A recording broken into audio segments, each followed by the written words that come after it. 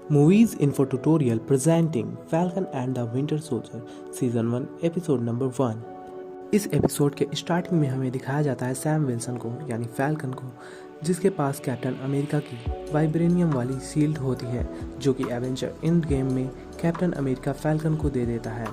यहाँ पर हमें दिखाया जाता है कि सैम विल्सन उस शील्ड को पैक कर रहा है और बैकग्राउंड में हमें कैप्टन अमेरिका की आवाज़ सुनाई देती है, जो कि सैम से कह रहा होता है कि ये शील्ड कैसी है। तो वहीं सैम रिप्लाई करता है कि ये शील्ड अच्छी है लेकिन पराई है। इस बात पर कैप्टन अमेरिका उससे कहता है कि अब नहीं, दरअसल ये शील्ड एवेंजर्स एंड गेम का होता है। इसके बाद सीन शिफ्ट होती है एक प्लेन में, जहां पर सैम अपने फैल्कन वाले शूट में होता है। वहीं उसे वसंत को बचाने के लिए कुछ कमांड्स मिलते हैं। वसंत एक कॉन्टैक्ट कैप्टन होता है जिसे LAF के लोगों ने किडनैप कर लिया होता है। यहीं पर फैल्कन अब प्लेन से नीचे कूद जाता है और सामने जा रहे प्लेन में देखने जाता है कि उसका पायलट जिंदा है या नहीं। यहाँ पर फैल्कन को पता चलता है कि प्लेन अब हाईजैक हो चुका है, जिसमें वसंत होता है जिसे टेररिस्ट ने किडनैप कर रखा होता है। अब फैल्कन अपने सूट से रेड विंग को इजेक्ट करता है और रेड विंग उस प्लेन में जाने के लिए एक होल बना देता है, जिससे फैल्कन प्लेन के अंदर पहुंच जाता है और यहीं पर टेररिस्ट और फैल्कन के बीच एक बढ़िया वाली फाइट होती है। टेररिस्ट फैल्कन पर बहुत सारी गोलियां बरसाते हैं, पर फैल्कन अपने विंग्स से सभी गोलियों को रोक देता है और सभी टेररिस्ट को हराकर कैप्टन वसंत के पास पहुंचता है। पर वहीं पर उन सब टेररिस्ट का कैप्टन आ जाता है, जो फैल्कन से लड़ने लगता है और कैप्टन वसंत को ग्लाइडर सूट पहनाकर अपने साथियों के साथ प्लेन से कूद जाता है। उन सभी टेररिस्ट का पीछा करते करते सैम विल्सन यानी कि फैल्कन भी प्लेन से नीचे कूद जाता है और उन सभी का पीछा करने लगता है। फैल्कन अपने रेड विंग डिवाइस से उन सभी पर फायरिंग करता है, पर उन टेररिस्ट का कैप्टन वसंत को लेकर एक हेलीकॉप्टर में बैठ जाता है। पर वहीं पर फैल्कन भी उस हेलीकॉप्टर में पहुंच जाता है और कैप्टन वसंत को बचा लेता है। अब यहाँ से सीन शिफ्ट होती है तुनीसिया में, जहाँ सैम और टॉरेस बात कर रहे होते हैं। यहाँ पर टॉरेस सैम से कहता है कि मैं एवेंजर्स का बहुत बड़ा फ़ैन हूँ और कैप्टन अमेरिका मेरे आइडियल हैं और मैं उनका सबसे बड़ा फ़ैन हूँ। वहीं पर टॉरेस एक सॉफ्टवेयर के द्वारा कुछ फिंगरप्रिंट्स सर्च कर रहा होता है। वो फैल्कन से कहता है कि ये वो लोग हैं जिन पर हमें नज़र रखना बहुत ज़रूरी है। वो फैल्कन को बताता है कि ये लोग अपने आप को फ्लैग स्मैशर्स कहते हैं। दरअसल इन लोगों का मानना यह होता है कि थैनोस के चुटकी बजाने के बाद की दुनिया ज़्यादा अच्छी थी। यहीं पर टॉरेस फैल्कन से पूछता है कि क्या आप कैप्टन अमेरिका को चांद पर लेकर गए थे, तो वहाँ फैल्कन कहता है कि नहीं।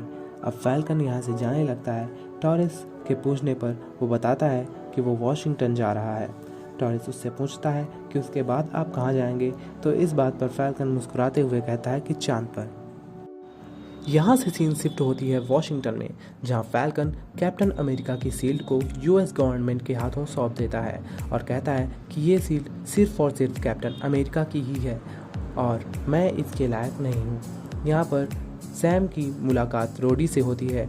वे दोनों आपस में बातें करते हैं और रोडी सैम से पूछता है कि तुमने ये शील्ड क्यों दे दी, तुम कैप्टन अमेरिका क्यों नहीं बनना चाहते हो। सैम रिप्लाई करता है कि मैं इसके लायक नहीं हूँ। अब आगे हमें विंटर सोल्जर को दिखाया जाता है, यानी बकी बार्न्स को दिखाया जाता है, जो कई लोगों को मार रहा होता है। वो हाइड्रा के एक आदमी के पीछे पड़ा होता है। यहाँ पर उसे एक निर्दोष आदमी मिलता है जो बहुत डरा होता है। वो विंटर सोल्जर से यानी बकी बार्न्स से कहता है कि वो उसे ना मारे और बदले में वो किसी से कुछ नहीं कहेगा, पर विंटर सोल्जर उसकी एक नहीं सुनता और उसे भी वहीं पर जान से मार देता है। यहीं पर बकी बार्न्स का सपना टूट जाता है। वो उसका एक नाइटमेयर होता है। दरअसल अभी भी उसे नाइटमेयर आते रहते हैं। यहीं पर अब दिखाया जाता है कि बकी बार्न्स को डॉक्टर यानी साइकाइट्रिस्ट के सामने लाया जाता है। डॉक्टर बकी से कहती है कि क्या तुम्हें अब भी बुरे सपने आते हैं, तो बकी बार्न्स कहता है हाँ।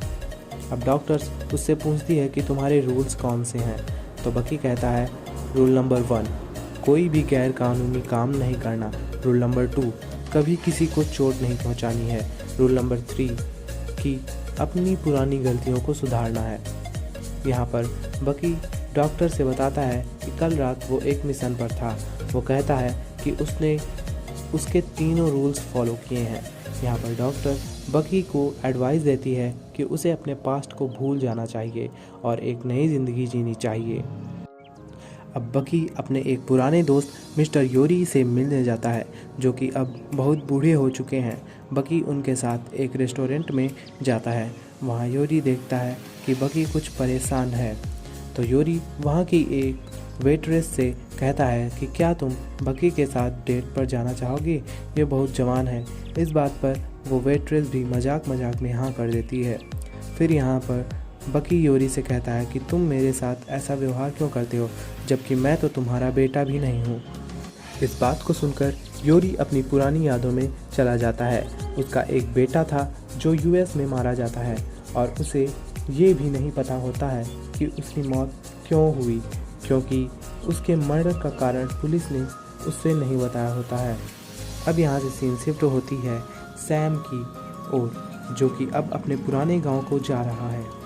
यहाँ पर उसकी मुलाकात उसकी बहन से होती है। तब हमें पता चलता है कि उसका परिवार काफ़ी ज़्यादा गरीब है। इसी के कारण वो अपनी बोट को बेचना चाहते हैं, जो कि उनकी पुश्तैनी बोट होती है। यहाँ पर सैम कहता है कि अब हमें अपनी बोट नहीं बेचनी पड़ेगी, क्योंकि अब मैं आ गया हूँ।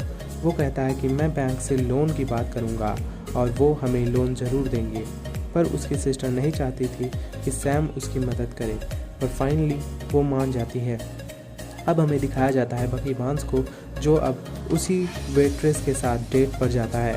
दोनों आपस में बातें करते हैं। तभी वो वेट्रेस उससे योरी की बात करती है। योरी का नाम सुनते ही बकी बांस को अपने पास्ट की यादें आने लगती हैं और यहाँ पर उसे पता चलता है कि बकी ने ही योरी के बेटे को मारा होता है। दरअसल बकी अपने नाइटमेयर में जिस निर्दोष लड़के को मार देता है वो योरी का बेटा ही होता है। अब बकी वहाँ से चला जाता है। वहीं पर अब हमें एक बैंक दिखाया जाता है जहाँ पर कुछ लुटेरों ने चोरी की होती है। अब वहाँ पर टॉरिस पहुँचता है। वो देखता है कि इन लुटेरों ने मास्क लगाए हुए हैं।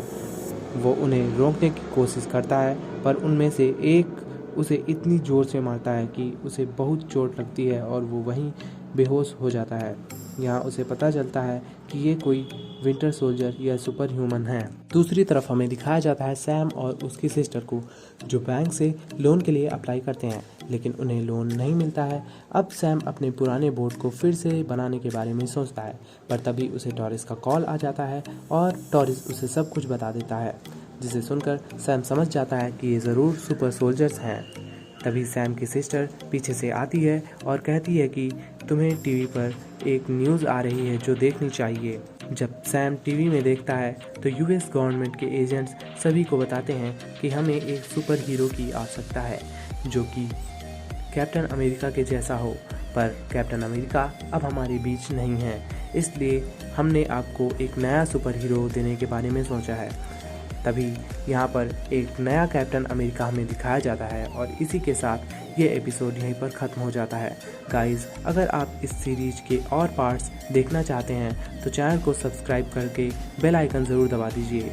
मैं इस सीरीज़ के सारे एपिसोड्स के एक्सप्लेनेशन वीडियोस इस चैनल पर अपलोड करूंगा, इसलिए चैनल को ज़रूर सब्सक्राइब करके बेल आइकन दबा दीजिए। और अगर ये एक्सप्लेनेशन वीडियो आपको पसंद आई हो तो इसे लाइक कर दीजिए और अपने फ्रेंड्स व फैमिली के साथ ज़रूर शेयर करें। Thanks for watching.